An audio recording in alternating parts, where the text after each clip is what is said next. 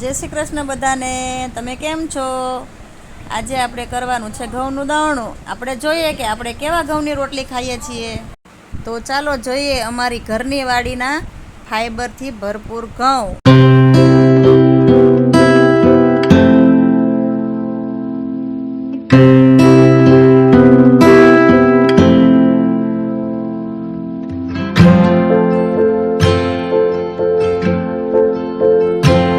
કંઈક આવા પ્રકારના છે.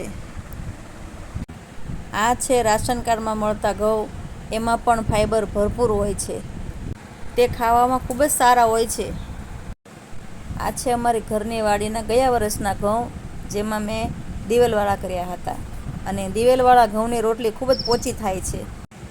અને આ છે અમારી ઘરની વાડીના આ વર્ષના ઘઉં. તો ચાલો હવે આપણે ઘઉંનું દવણું કરીએ. પહેલાં આપણે કંટ્રોલના ઘઉંનું દવણું કરીએ.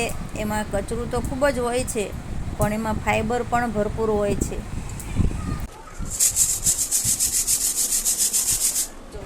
જુઓ કંઈક આ પ્રકારનું કચરું છે.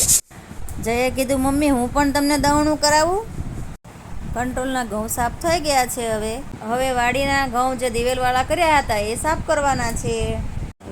હવે તે ઘઉં પણ સાફ થઈ ગયા છે. દુકાનેથી જે આપણે ઘઉં લાવીએ છીએ તે મશીનમાં સાફ થાય છે. તે મશીનમાં સાફ થવાથી તેમાંથી ફાઈબર થોડુંક ઓછું થઈ જાય છે. તે ફાઈબર આપણને ખોરાક પચાવવામાં મદદ કરે છે.